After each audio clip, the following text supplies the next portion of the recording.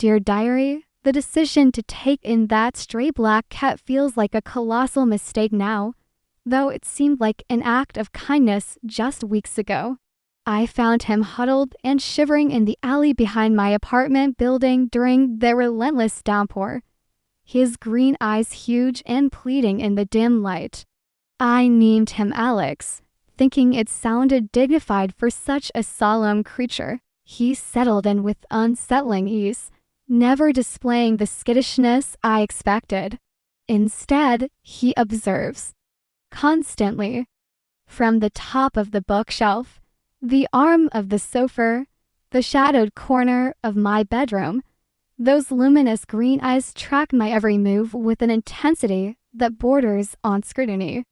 It's not the affectionate gaze of a pet, it's the cold, calculating assessment of something far more aware.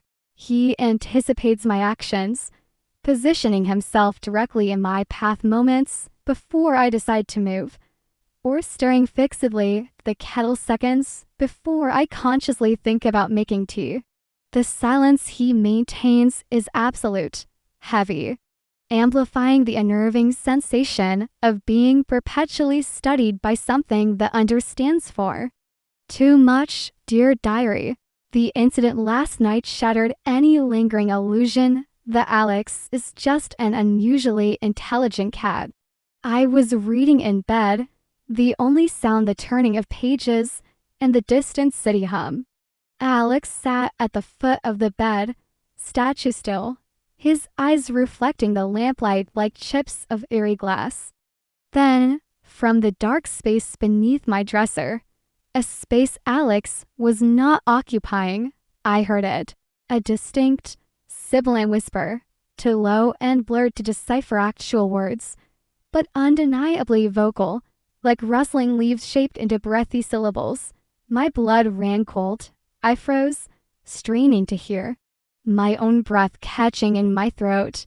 Alex didn't react physically, didn't turn his head, but his gaze intensified, locking onto mine with an almost expectant look. The whisper came again, a chilling susurration that seemed to call around the silence. It felt directed, purposeful, and Alex, he watched me register the terror, his stillness becoming predatory. As if drinking in my fear, the whispers faded, leaving a suffocating silence and the undeniable conviction that Alex wasn't just hearing them. He was connected to them, dear diary. My apartment, once a sanctuary, now feels like a gilded cage under Alex's silent surveillance. His understanding has become terrifyingly proactive. Yesterday, overwhelmed by a sudden wave of anxiety about an upcoming exam I hadn't voiced or even fully formed into coherent thought, I found Alex sitting directly on top of my textbook, his paw resting possessively on the chapter one most dreaded. It wasn't random. It felt like a pointed comment, a physical manifestation of my internal dread. Later, while battling tears of frustration over a difficult phone call with my mother conducted in hush tones in another room, I emerged to find Alex meticulously batting my favorite earring, a gift from her, under the couch, his movements deliberate, almost spiteful. He doesn't just react to my emotions, he acts upon them, mirroring or amplifying them in ways that feel cruelly intentional.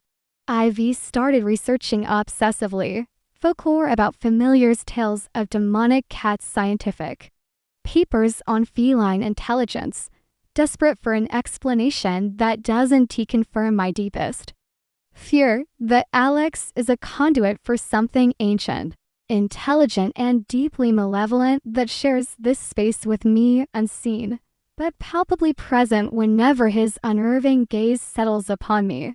Dear diary, the line between observer and participant has dissolved entirely. Alex has begun reacting to my private thoughts, the ones I never utter aloud or even physically express. Last evening, as I sat on the floor sorting laundry, a deeply buried, shameful memory surfaced. one I actively tried to suppress. At that exact moment, Alex, perched on the windowsill across the room, let out a low, guttural sound unlike any cat noise I've ever heard. It wasn't a growl or a purr. It was a vibration of pure contempt that resonated in my bones. He stared directly at me, his green eyes holding a knowledge that felt invasive and violating. Then, the whispers returned, louder this time, emanating from the dark hallway outside my bedroom door. Multiple voices now, overlapping in that same indistinct, hissing language. Swirling with palpable malice, Alex didn't look towards the sound.